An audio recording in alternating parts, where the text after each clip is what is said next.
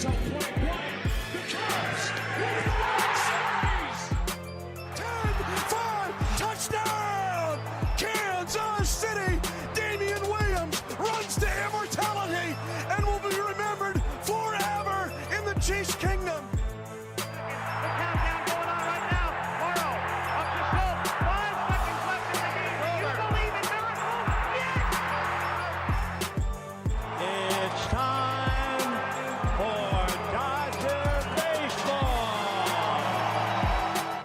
Welcome in to the Brawl Network podcast. Here's your host. And good everybody, it is me, your producer, Jay Andrews. Hit me up on the Twitter at UPJ33.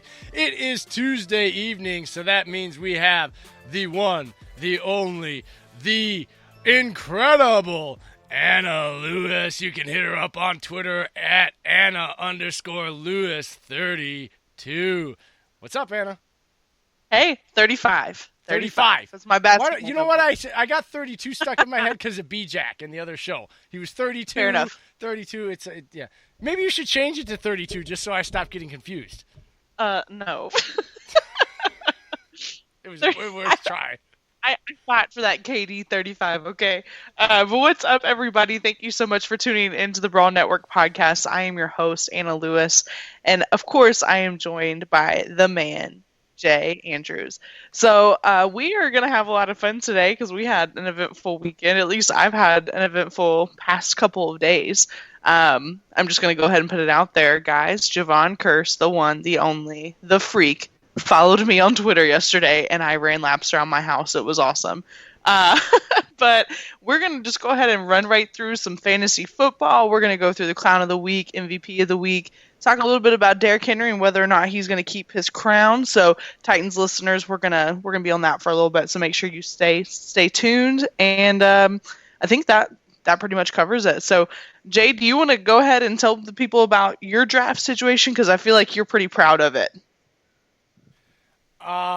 We talked. I missed what you just said because I was looking at a message. There is a certain birthday out there. It is our president of the company, Mike Brez. So since we're live on the air, we are wishing you a happy 21st birthday. Because we all know everybody over the age of 30 regresses back to having 21st birthdays every year. So happy birthday, Mr. Mike Brez. We all love you and thank you for, he's the reason why I'm sitting in this chair and you're sitting in that chair. So it's your day, buddy.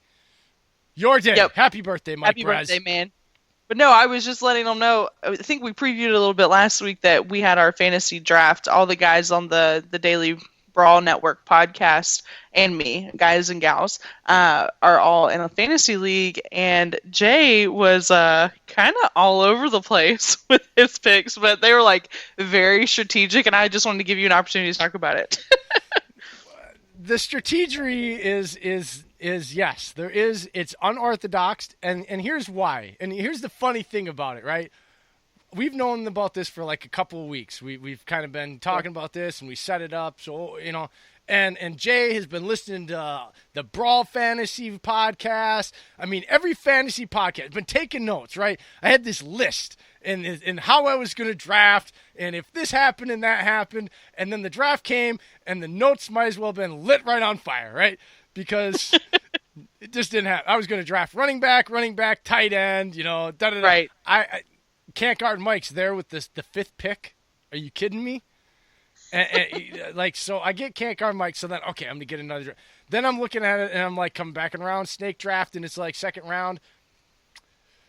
Next best player on the board, the running backs just aren't as good. Wide receivers just aren't as good. Too early to draft the quarterback. Travis Kelce, thank you.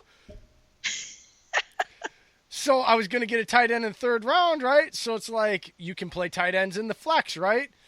Yep. There's two tight ends and then the moon trip to the next guy. So in the third round, nobody, after taking Kelce, you would have thought somebody would have been like, oh, damn, we got to get that. Nope, y'all let him get. So Kittle in the third round. So I go, can't guard Mike, Kelce, Kittle, first 3 rounds.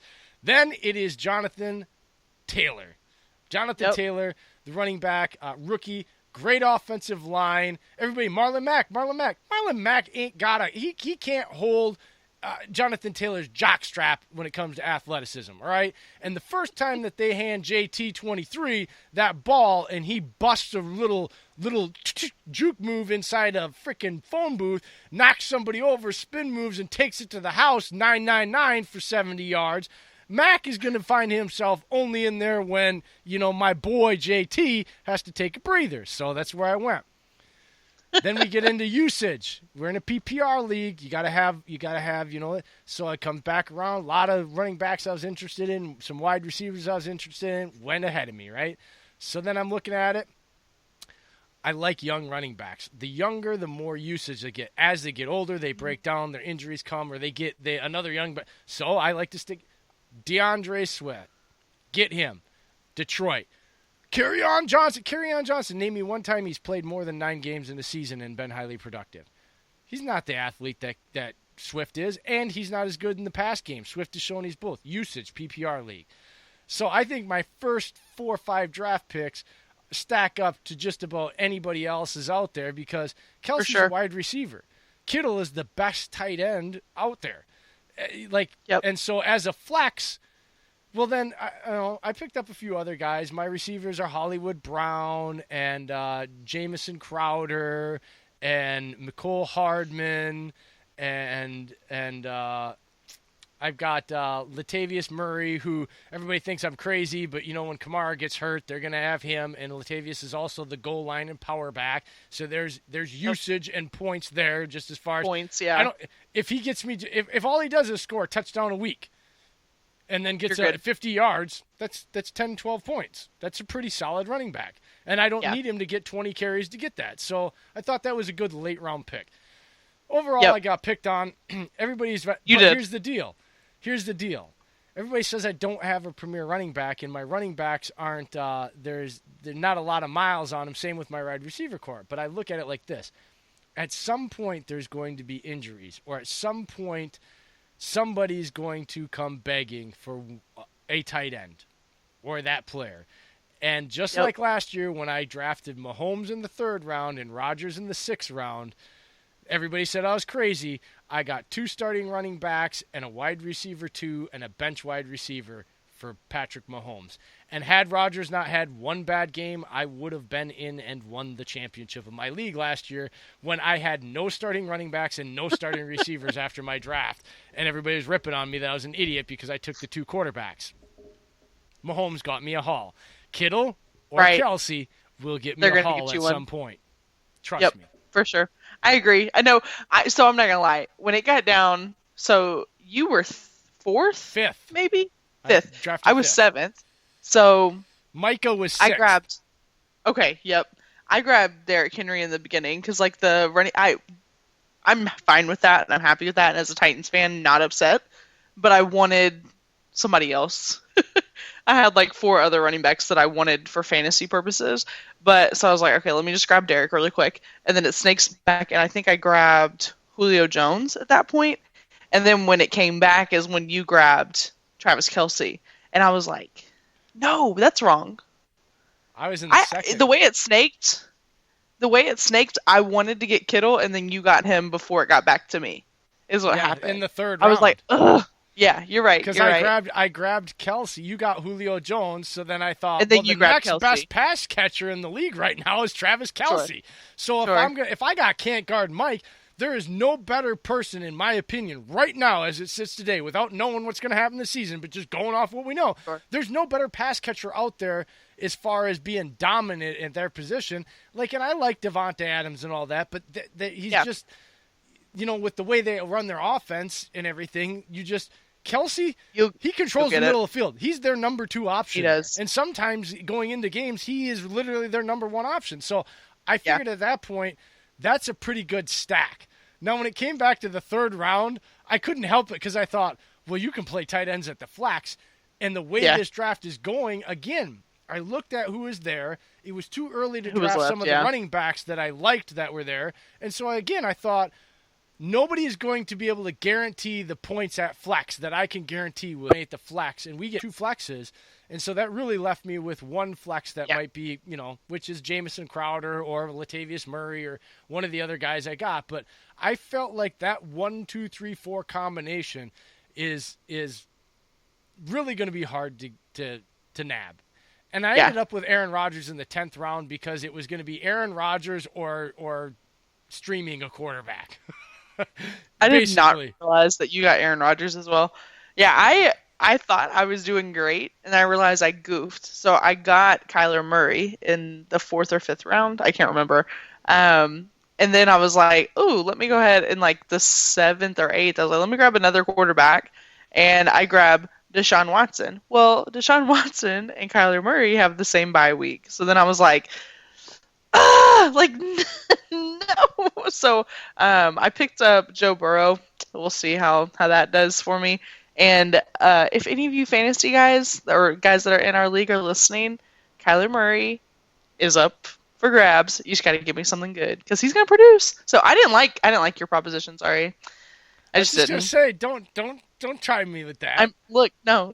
You wanted Julio Jones too. That takes away all of my protection. Did you get George Kittle? We can talk about it later.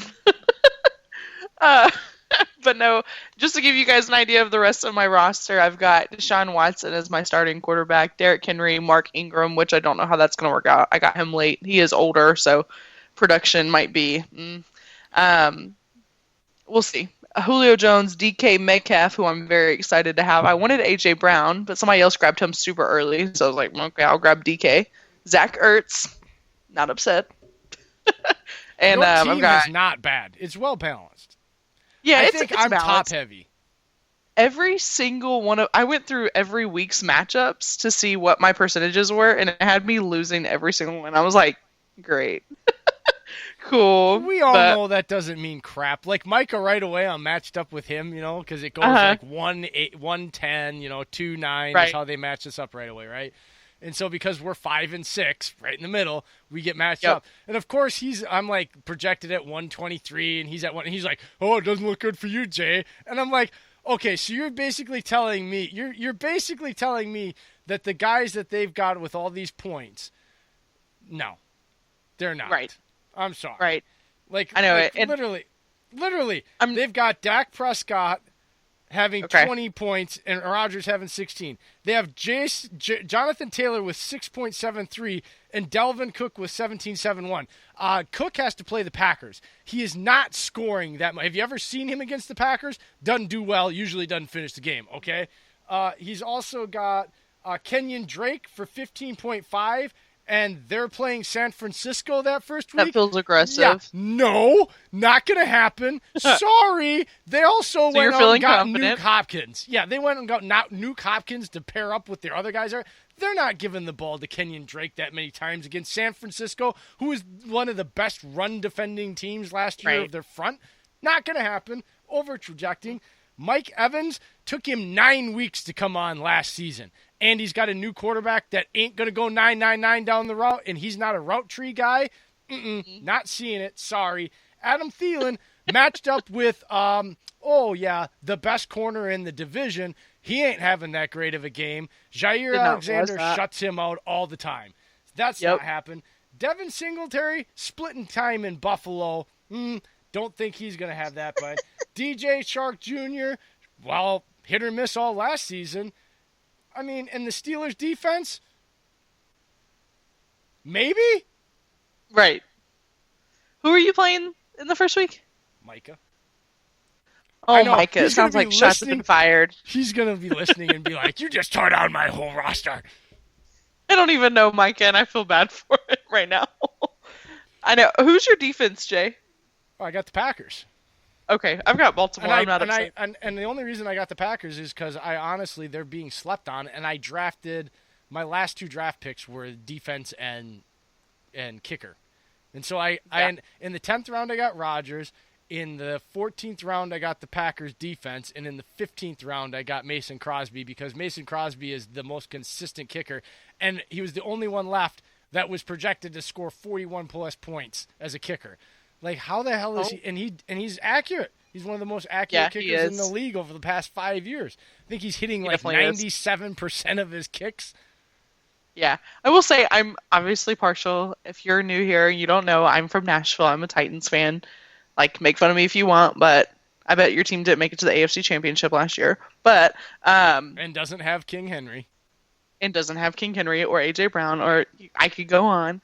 But I was surprised to see that the Titans defense didn't get picked up by anybody, because I had the opportunity to grab Baltimore, and they were the second defense up there. So I was like, let me just grab them, because I would be stupid to go be loyal to my team right now and not grab the Baltimore defense. So I did it. It just got worse over the last couple days. Shh.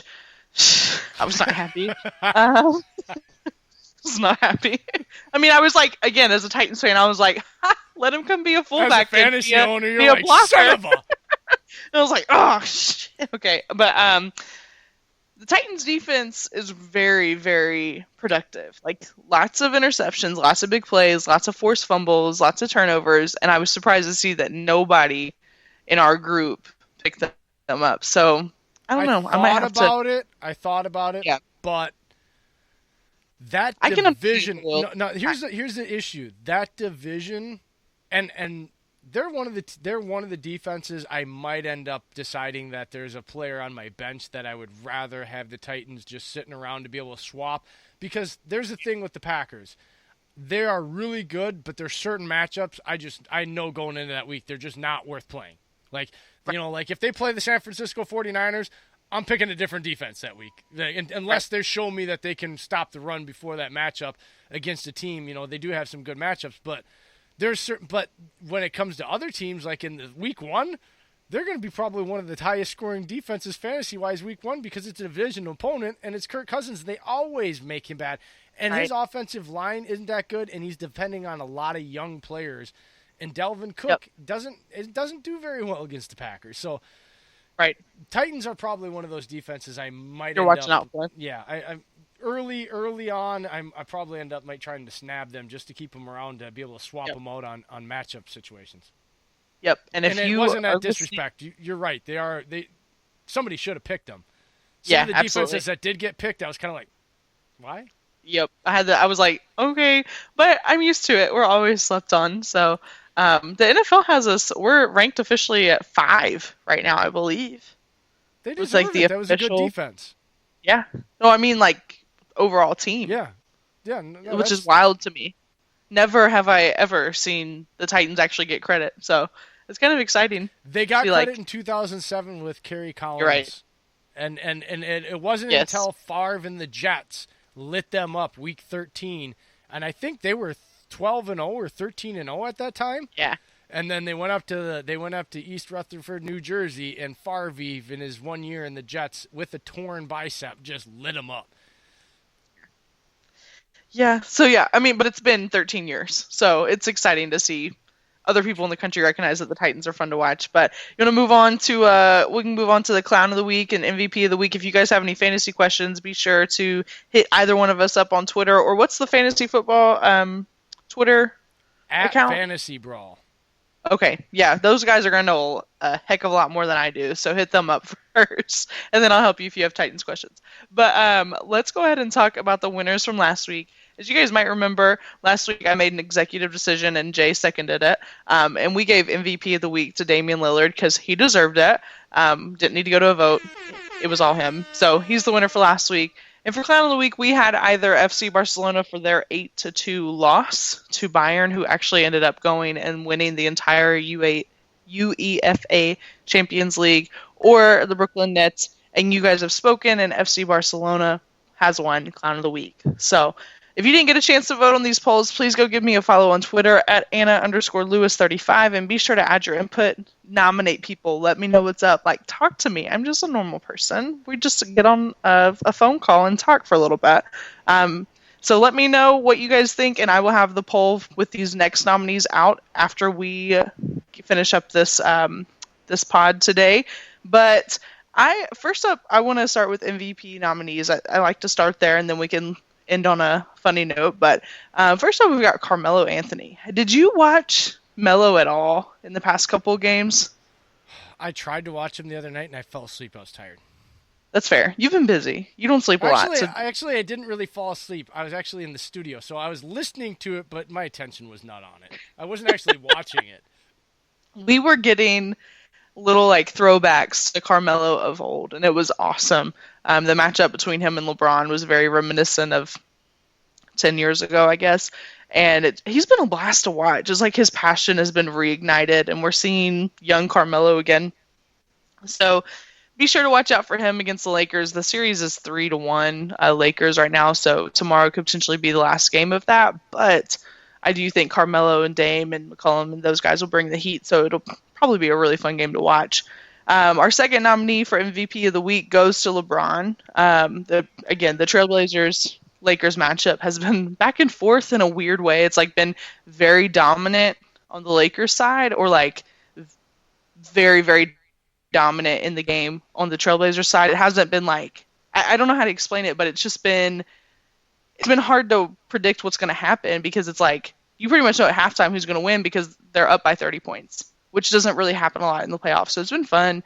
But like I said earlier, the Lakers have the advantage right now. It's 3-1, and tomorrow could potentially be the end of this series. I don't think it will be. I think this series will probably go to the Lakers in 6 games.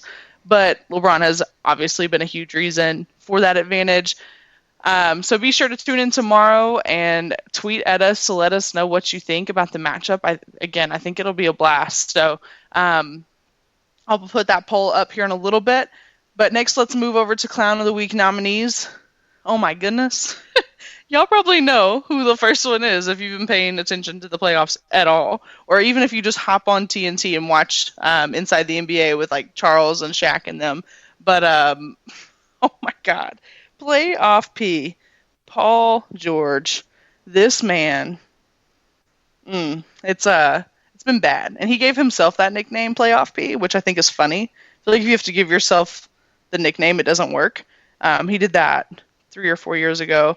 But he played for 45 minutes the other night, and you'd think, okay, Paul George is a great player, he's a superstar, he's top 10 in most people's minds for current players. And 45 minutes, you're like, he'll probably have 20-something points, a few assists, all that. No, he had 9 points and went 3 for 14.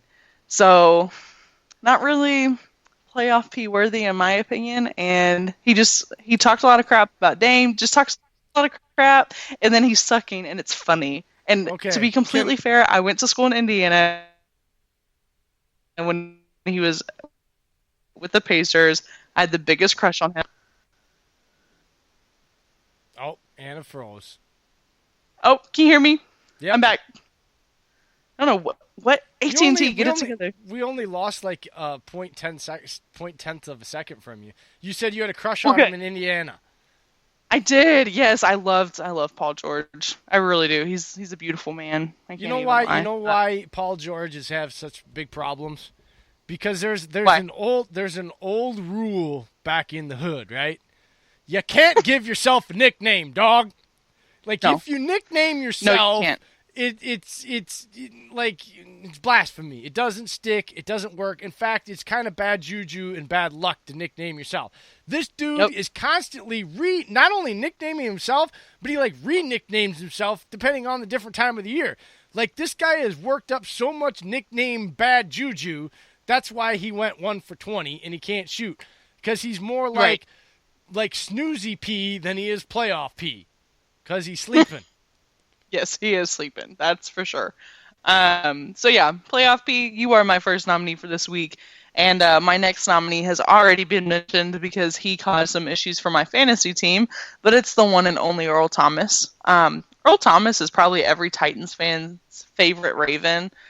He was a great blocker for Derrick Henry in the playoffs. So, maybe we could look at him coming to us after being released. But I just think getting released, you can get released for a lot of reasons, but getting released because you picked a fight with a teammate is so stupid. And it's so bad for team chemistry. Even if they had left him on the roster, it's bad for team chemistry. Why would you do that? Again, I'm partial, but I think a lot of Ravens players have a reputation of having a bad attitude and talking a lot before they actually show up. And kind of like somebody else we just talked about. But I I literally laughed out loud when I saw that the Ravens released him. Like, I will sit at my computer, and yes, I use Twitter on my computer, guys, don't make fun of me, but I'll be like working and scrolling through, and I saw Ravens release Earl Thomas, and I like cackled out loud. It was a good moment. So Earl Thomas is my second nominee. I want to know what you guys think. I'm going to put the polls out here in a little bit. So make sure you go follow me at Anna_Lewis35, and Jay always retweets everything I post, so you can follow Jay too. Is it at UPJ 33? 33? Cool. Not 32. You should change No. it to 32, Jay. No, because if I change it to 32, it would be blasphemy, because although I love my partner in crime on Titletown Brawl at BJackson32, Brandon Jackson, 33 is my number, man. It's been my number ever since Ron Dane won the Heisman Trophy in 1996 at the University of Wisconsin. Why the Wisconsin jersey 33 hangs back behind me, Anna? Fair enough. Fair enough, Jay. I wanted to take a second really quick before we hop into our Derrick Henry conversation and acknowledge Jacob Blake and his family. Jacob was shot this weekend 8 times in the back in front of his 3 sons, and his father announced today that he was paralyzed from the waist down. So they're not sure if that damage is going to be permanent or not, but I just wanted to give his family just a moment and, ask everybody that's listening, be praying for him, send good vibes, whatever you do, that he'll have a full and speedy recovery, and that his family could have some peace and justice in this moment, because that was a true tragedy that happened this weekend, and very grateful that he's alive, but hope that he can get some sort of normality back in his life. Anna, thoughts and prayers go out to them. I know. But we have to really think about this. We have to really think about this. I'm going to say this quickly, and then we're going to move on, because I want people to think about this.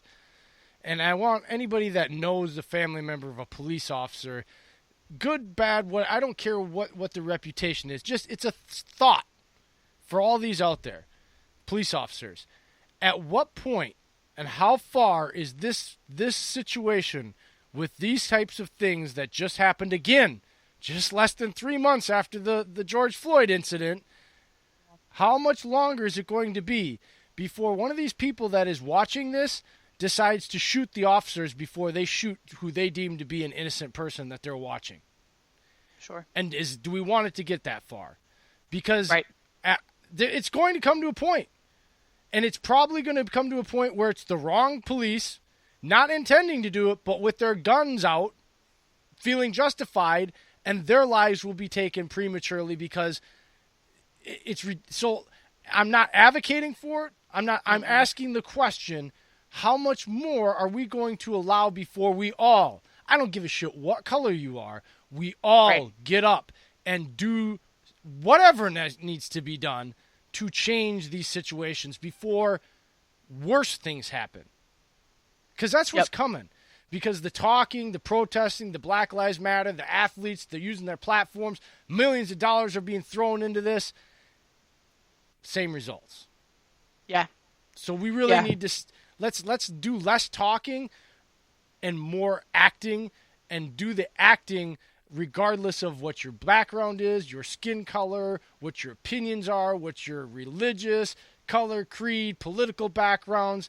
Lives are lives, and these lives are being put in danger and taken and threatened at a much higher rate, no matter what you think or what your opinion is. The facts are the facts, okay? And so just ask yourself, and let's be better. Let's do something, because it's only going to get worse if something isn't done, and it takes all of us in the same direction to do it. Yep, for sure. Thank you for saying that, Jay. So yeah, and also a little plug, no matter who you support, what your political beliefs are, whatever, go and let your voice be heard in November. I know a lot of states have mail-in voting. Unfortunately, mine does not allow mail-in voting for like COVID concerns, so you have to have an army note or something like that to do mail-in. So I will be at the polls in November with the mask, letting my voice be heard, and you should all do the same, and pay attention to these things, because legislation makes differences there as well. So hopefully 2020 has been crazy, and I do hope it's a year of massive change. And I hope we look back and see this as a pivotal year. But Speaking of pivotal years, I think this past season was that for the Titans when they started utilizing Derrick Henry. That was a really bad transition, but I'm just trying trying to get there.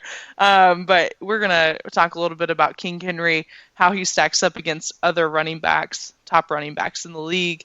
And I kind of just honestly want to get Jay's thoughts on this because I'm partial. I watch Derrick Henry every single week. I watch his training every single week. Everything that he puts out, I'm watching it and just like in complete admiration of this athlete, this beast of a man. So I wanted to have a little banter back and forth with you to see what you thought about these numbers that I pulled right before we got on this show today. And, I want to talk a little about his contract as well. So I'll put out there what I think. I think Derrick Henry is an incredible athlete. I think everybody can agree with that. And he fits the Titans culture very well. So I was happy to see that they gave him a long contract instead of just using the franchise tag. He's been here since he got drafted, and he was underutilized for his first 2 seasons. And then it's like last year they figured out, oh, this guy is good. Like, let's give him the ball. And he became effective and took the Titans on the longest playoff run they've had in a very long time. So he actually, in my opinion, probably took less money than he could have, but I think he's leaving cap space for Clowney. And leaving a little bit of money so that the Titans can still go after and build this stacked roster, hopefully, and produce a Super Bowl team. I think that's what was going through his head, and I appreciate athletes that do that. Tom Brady did that for years, and I think he still kind of did that with Tampa Bay. But what are your thoughts, Jay? I mean, what do you think about his contract? What do you think about his performance last year, and what do you think he brings to the table this year? Okay, so as a contract there's 2 sides of this, right? And I'm going to start with the first side, which is from an analytical side, front office based. His contract as a running back, absolutely ridiculous, right? It's a terrible thing to pay a running back that amount of money, but it is what it is, right? Like, right. You're probably not going to, the way it's written, he'll probably not see the end of that contract, or it'll get restructured or whatever in a couple of years. From a GM standpoint, it's a terrible move. Okay, I don't care how good the running back is. It's been proven over time. The running backs that have gotten paid, Le'Veon Bell, not so great. Right. Todd Gurley, he's gone. Freeman, not on that team anymore. Right. Derek or Dustin Johnson, what is it? Arizona, got traded for Nuke Hopkins. Yep. Right? Big contract. Just doesn't work out well for him, right? Because as they get older and the mileage gets on them, they bring in younger guys that are cheaper. Happened even to my partner B-Jack. Like, Cleveland paid him a bunch of money, and then after 2 years, and even though he was good on the field when he was there, they're like, we can pay 3 guys the price we're paying you. There's the door. Keep your guaranteed money. We'll save the cap hit. No hard feelings. Still love you, but it's business. Okay, that's that. From just a pure football analyst standpoint and looking at it from like a personal, like what I as an employee, damn right he could have got more and probably should have got more. I don't care. You're a running back. Running backs are not quarterbacks. Not your responsibility to take less money because you are going to get dumped a lot quicker than that quarterback. You're a running back. You hold out. You get the most money you can. I do not hate Derrick Henry for that. You're a damn running back. If you can squeeze every dime out of them and they're dumb enough to give it to you as a front office, knowing what I just said is the philosophy of front office, you do it. And good for you. Bravo, Derrick Henry. From a athletic standpoint and from a production or where is he on the hierarchy of running backs, the most productive, disrespected running back in the entire league. Yep. Bar none. I love to hear a fan of another team say that. Bar none. I won't play the Titans as a Packer fan and watch him bulldoze over my defenders and make guys that I know are really good look like children, because that's what he does. It is. Go watch the video from the playoffs. That's a 6-time Super Bowl champion, 6-time Pro Bowler. He made look like an idiot on the playground that didn't know what he was doing. He turned him around and used him as his own blocker against his own teammates and then shoved him out of bounds. That's a meme for all life. Okay? Yes. Derrick Henry is everybody criticize. Even I criticize him coming out of college. I did not see this from him. I thought he was a stiff runner. I thought he was too slow getting up to speed. I did not think he had the necessary you know why I'm a big Jonathan Taylor because he can do things with his feet in a phone booth that are just Hall of Fame worthy already when I watch him on film. When you really watch Derrick Henry, he is 6'3", and I think they lie to you that he's 255. I think he might be 270, 280. I'm not sure. So I can't tell because of the muscle on top of muscle. And muscle weighs more than fat, so you can literally undersize him, and you're not going to be able to tell because 5 pounds of muscle is like a third of the size of 5 pounds of fat. This guy could be a 280-pound back. We just don't know, and they won't tell us that because it's already scary that he's 250. If they list him at 280, people might not show up for the game on defense. That's just the way it is. He's got amazing feet, Anna. He does. He's got all the wiggle that you need, all the move and slickness and quick twitch that you need from a running back in a phone booth, and he's got top-line speed. They clocked him more than once at over 22 miles an hour. Stop it. Oh, 22? Most disrespected, productive running back in the league. He gets respect, but he should get more. He is the best back in the league right now, bar none. Yep. I agree. And I don't even care that he doesn't have all the numbers. Like, you can tell me, run CMC. Great, he's got the numbers. He is very productive. Put him in December on a field in the cold and tell me who's going to get tackled more often. I'll take my bets on CMC not making the yardage. I know Henry, if you give him the ball 25 times, he's going to get 150 yards and 2 tutties. Yep. So you actually brought up a couple things that I wanted to talk about, and one of those is like people talk about Christian McCaffrey first before they talk about Derrick Henry, which is honestly it's fine. Like, he's an incredibly talented athlete, and where he does edge out Derrick Henry is he can catch the ball. Derrick Henry doesn't really get that many catches. Where he edges him out is he gets the production and the opportunities in the pass game. Yes. I've seen Derrick Henry be able to catch the ball and do it. They just don't. Why throw him the ball when he can get you 12 if you turn around? There's a chance that somebody might pick it off, or he might have it bad. You just turn around and hand it to him. He gets you like 8 yards of carry. Yeah. What else do you need? And that's really all you're looking for if you're swing passing it to him anyway. Like, Christian McCaffrey's yards per catch isn't like 15 or 20 like a wide receiver. It's probably like around 8 to 10. It's pretty much what Henry's getting. Like, there's no need to do it. You cannot get the production out of CMC if you handed him the ball over and over again 25 times. You have to put him out in the pass game to get the production so that he can be productive in the run game and get the number. Derrick gets the same amount of yardage just by running the ball. That's what I don't get. Like, if the numbers are the same total yardage, and really a back's number one job is to be able to get that total yardage from handoffs, and he can do that, and you don't need him in the pass game. If I can do something and I don't need to do it, that means I'm better than you. Right. Like, I agree. If I'm an MMA fighter and I can twist you up and choke you out, but every time I hit somebody with my left hook, I knock them out. Well, I'm not going to try to grab them and choke them out. I'm going to try to knock them out first, right? Because I'm good. Yeah.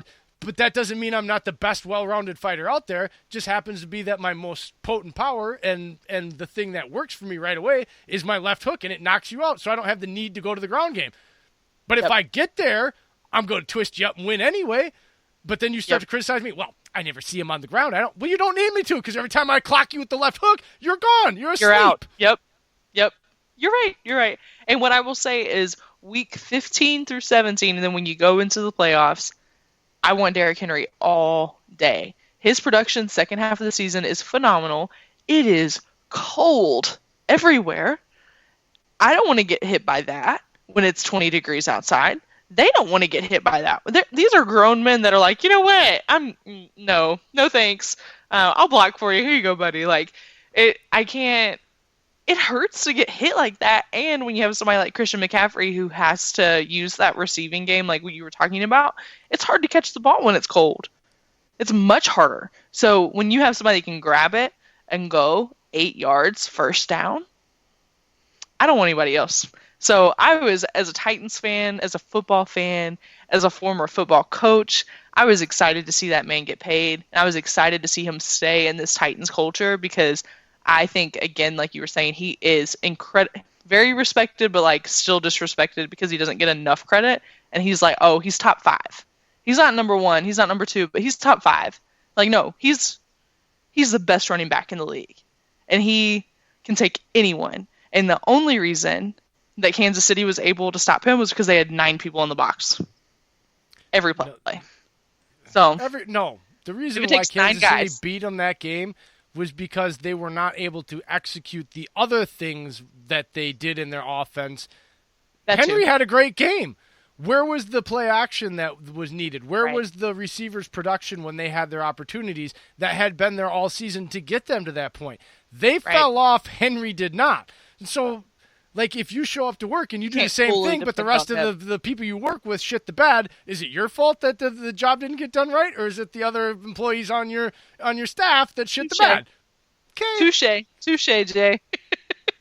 A lot of people, even like Titans analysts and some of the guys that I honestly, I wasn't with the Brawl Network when the playoffs are going on, but a lot of my people that I follow on Twitter, that I got a lot of my Titans news from, they were saying similar things to what I just said. Was like, well, he got there and they were able to stop him because the box was loaded. But you're right, the passing game was also completely depleted, and I think this season is going to be a huge test to see, okay, was Tannehill worth it? Because if he can't, he was under pressure that whole game, and he panicked. And we can't see that, or we're not going to have that highly productive offense, because the reason that offense works because it was RPO. And as a former defensive coach, it is hard to prep your guys for RPO when your pass and your run are equally scary. A.J. Brown is scary. No matter Lee what Freeman you is do. scary. Jonnu Smith is scary. Derrick Henry is scary. Yes. So, yeah, exactly. So, if they can keep that RPO as a threat, I mean, I love watching college football because that's what so many of them do. I love seeing it in the NFL because you have the most elite athletes executing it. So, if Tannehill can do what he did last year, I think the Titans will win the Super Bowl if they get Clowny. Do you also want to know how I know that Derrick Henry is the best back in the league and is thought of that way by certain people that have been around him? Who is the Green Bay Packers head coach? Oh, Matt LaFleur. Where did Matt LaFleur come from right before he was the Green Bay Packers Tennessee. head coach? Oh, and Nashville, who did they Tennessee. draft? Who did they go out and draft this year that everybody says they're stupid for drafting? What is that kid? I actually don't know that kid's name. The legs. A.J. Dillon. Yes, A.J. Dillon. A.J. the Quads Dillon. And when you look at him, who does he look like? What is his measurables, Anna? 6'3", 250? 255. Yeah.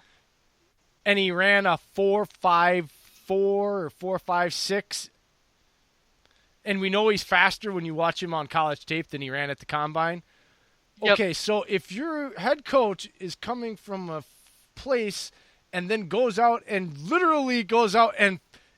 tried to find the guy that got poured in the same mold, and you draft him when you already have the touchdown leader in touchdowns last year out of a running back on your team already, you know what that's saying? That is a direct respect to Derrick Henry. We got to have me one of them. Yep. I got to have me one of those. What was wild was when he was asked about it, because he made a weird comment about his legs, which I think we've all made weird comments about this kid's legs. They're ridiculous. But he said he's never seen anybody like that before. And everybody down here in Nashville was like, you're kidding, right? Because you had him for 3 years. This is the funny thing, though, honestly. Derrick Henry's quads are not built like that, though. He's a big dude, but he's not built like – he's a bigger upper body guy. Now, his legs are big, don't get me wrong, but, like, sure. Saquon and AJ have got this weird thing going on, like even Henry. But I'm saying, like, when you look at the measurables, I'm not talking about leg size. I'm talking about measurable size, speed, weight, the wiggle, and even the way they're talked about, like, oh, A.J. Dillon can't. Okay, go watch him take the screen pass, run over 3 guys, bang a linebacker and then take the screen pass to the house 60 yards and tell me he can't catch the ball. He can catch the ball just fine. But again, Boston College figured the same thing Tennessee did. I want to throw him the ball when I turn around and hand it to him, nobody's going to stop him. Even if they hit him at 5 yards, he's going to fall forward and get me 8. So what's the point of passing him the ball when he might accidentally drop it, or somebody might deflect it, or there's a bad throw by the quarterback, when we know if I hand him the ball. So, like, it's, again, the disrespect because he's not getting the opportunity. It's not because he doesn't get it. Right. That should tell you all you need to know about what people think about Derrick Henry. When you are trying to find, former coaches are trying to find and replicate that man in their offense in a different place. Like, what's the old saying, Anna? Imitation is the highest form of flattery. Yeah. Yep. Yeah, wow, Jay. You just, you took the words out of my mouth, actually. I had, Matt LaFleur notes here, and AJ actually had AJ Dillon further on my notes, and Jay got there before I was ready, and I love it. We're just you and me. We're in sync, and I love it. That's why I get mad when people call me a Packer homer. I have to do that sometimes because that's the Packer thing, and it is. But at the end of the day, too, that's why Packer fans get mad at me on my other show, because it's I'm not gonna bull crap. If we're a bad matchup or there's something else or there's some it is what it is, man. I love football. Is what it is, I know me a good football player when I see one. I don't care what colors he's wearing. Exactly. Yeah. So basically, if you're catching the tail end of this, me and Jay love Derrick Henry. He is the most underrated, disrespected but still respected running back in the league, and he is going, in my opinion, to do bigger things this year. I think if he's not the rushing champion, he's going to be close. Yeah, I agree.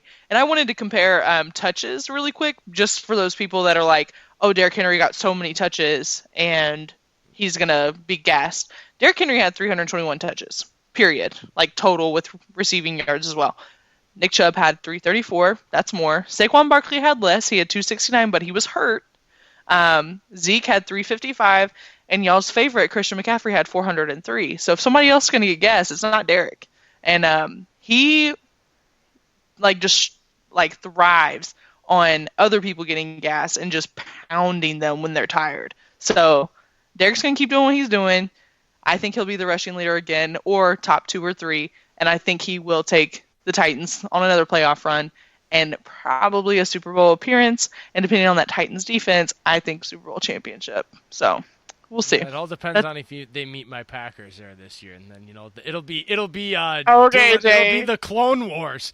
We'll have the Clone Wars because it'll be Henry. It'll be like the Sith War, the Jedi Knight versus the Padawan. That's true. We'll see. I know. There's a couple matchups. I have an article coming out tomorrow talking about key non-divisional matchups because obviously, your divisional games are important. But we do play the Ravens this year. I think that'll be a lot of fun. I think not having Earl Thomas now, it's going to be even more fun. I think he's just going to pound them. And we play the Broncos week 1, and that one's a little personal because Jurrell Casey's out there now, and a lot of fans were upset about that. So I think we've got some games that I think will give a good test and be a good barometer for how the Titans look this year. And I don't know. We might see you there, Jay. We might see you there. Who knows? It's going to be a goofy season as it is because there's going to be a few issues going on. I just want to say this to anybody that wants to pish-posh or argue and get in their undies about what we've said about Derrick and where he is and how he is. This is a lot like the quarterbacks, guys, fans out there listening, people, football, savants, all out there, whatever you are and you love football. This is a lot like quarterbacks, and it's even more in a vacuum because running backs have a shorter career. They're usually only highly productive for a 3 to 5 year period, and it's usually closer to 3.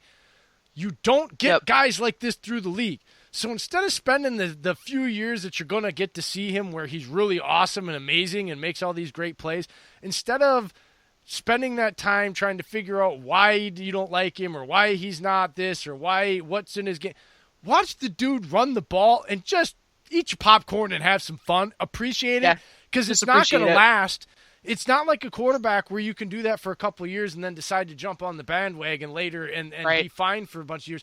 By the time you do that with a running back, you jump on a season where he falls off. And you've just now you got to go back and relive moments that were. appreciate it live in the moment. In Because guess the what? moment. I did this to Derrick Henry coming out of college because I watched him at Bama, and I had all these criticized as an analyst. And then his first couple of years, they didn't really give him a lot of opportunities. The minute he started doing his shit last year, I said, I was wrong. I got on air. I was wrong, and I'm watching this the rest of the time.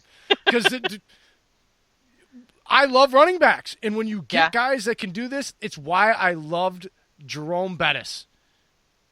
Hall of Fame, nimble feet, huge back, pound it. Loved watching him. And everybody criticizes him. You guys didn't watch enough of his games. I remember just having affinity. So be appreciative of this. Take it for what it is. Doesn't matter if you're a Titans fan. These guys don't come around very often like this, and they don't last very long. So don't waste your time trying to nitpick and figure out why. Just enjoy the show, because it's a hell of a show.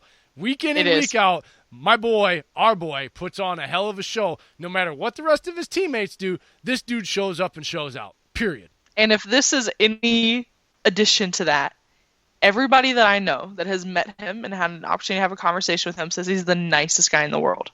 And he's super humble. I mean, he had his one moment where he said, Earl Thomas talked all that smack, and then he did what he did. At the end of the game, he said, "Good shit, Earl," which I think was awesome because it was hilarious and just subtle. But you never see him coming out and talking a lot of smack. You never see Derrick Henry in a negative headline. So he's a good dude. He's a very effective player. And like you're saying, he's probably got a 3 to 4 year window where he's going to be at this elite level. Buckle in, grab your popcorn, like you said, and just enjoy the heck out of it, because it's not going to last long. And you're probably not going to see somebody like that again for a long time. I honestly, really honestly, looking at the full package, size, speed, power, all that, the last guy, and this is, I know people are going to probably gasp, the last guy that I can really honestly in my lifetime definitively say when I remember watching him and just being able to enjoy it from the running back was way back when I was an early kid, Bo Jackson.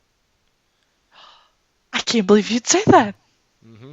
No, I agree. I've seen that comparison made. That's now Bo was only like 6'1", Right. But Bo was in the 240s, Big boy. 250s with the huge, and Bo was faster. Don't get me wrong. If they would have been able to do that next gen speed thing like they do now, I think Bo might have set a world record, because probably he might have hit the 28 mile an hour mark or something as one of the I'm not saying, I'm just we don't know, but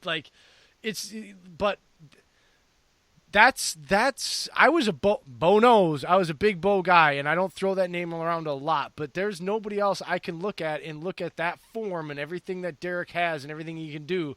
That's the only logical comparison I can come up with, and it's not even a reach in my mind. Like sometimes you do that because it's the only name that people could maybe understand. I'm doing it because honestly, it's a respect. It's not he's in that same light, guys. And that's what I'm saying. Yeah. Enjoy him while he's here, because Bo Jackson, it's been 30 years since he played football. Yeah. So take it for what it's worth. I was about 7, 8 years old. I'm a grown-ass man, 37 years old now, and I'm going to enjoy this one. Yep. I'm going to enjoy this one. Well, those are our thoughts on Derrick Henry, King Henry, and he will be the king of the NFL again this year. It should be a lot of fun to watch. So hopefully all these guys can stay healthy and we can have a good season. But that's all I've got for the people today. Have you got anything else, Jay? No, we've exhausted it. Look, we knew what we wanted, so I spent a lot of time making sure that I could articulate.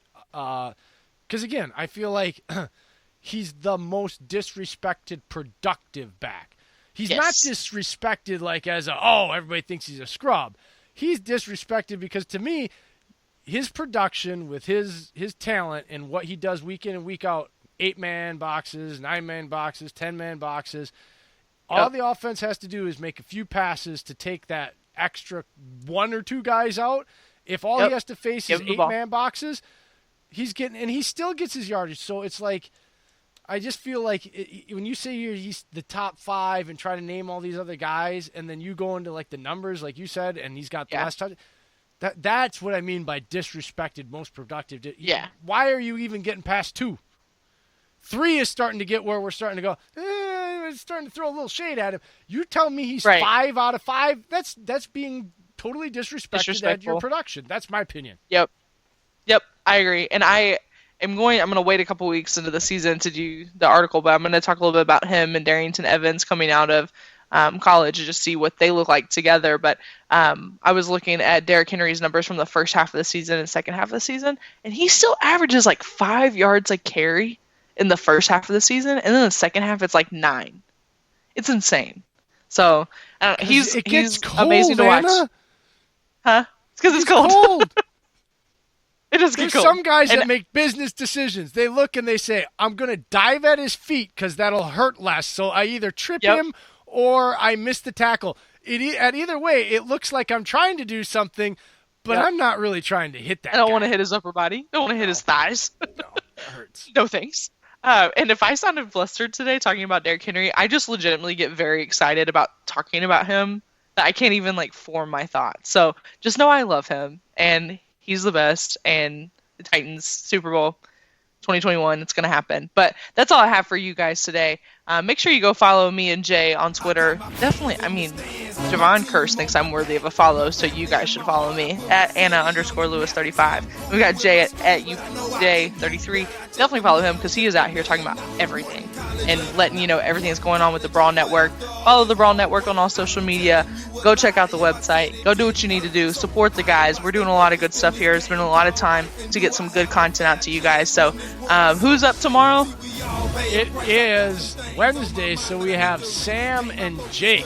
Sam Stevenson and Jake Vogel. So they are Bears and Ravens guys. Yep, I love listening to those guys. They're fun. So make sure you tune in tomorrow. They're going to give me a lot of shit because they are really mad at me about the draft. They are so mad at me over the draft. Yeah, you definitely don't want to miss tomorrow. Yeah, we'll be back. I'll be back tomorrow with Sam and Jacob. We are out of here. Make sure you hit up the website at thebrawlnetwork.com. Go there, sign up for free. It's your one-stop shop. The Brawl has it all, baby. And don't forget to show them some love on Twitter, Instagram, and Facebook by searching Network Brawl. Love y'all. Have a good night. Peace out. Right here in the sand, and letting me say that on this very day is the day that we took a stand. Cause not just the game, it's more than a game, it's more than the hurt, it's more than the pain, it's more than the glory, it's more than the fame. This right here is about legacy, man, so it's bigger than me, it's bigger than us. We can lose sight in the midst of the fuss, let's slow it down and take it in. Enjoy this moment, what's the rush? They wanted back, but we wanted more. This is what we've been waiting for. With tears in our eyes, we let our hearts roar. Unleash war when we walk out this door. We won't be delayed, we won't be denied. In the end, we won't refuse with clear eyes, a full heart. There's no way that we can lose. Clear eyes.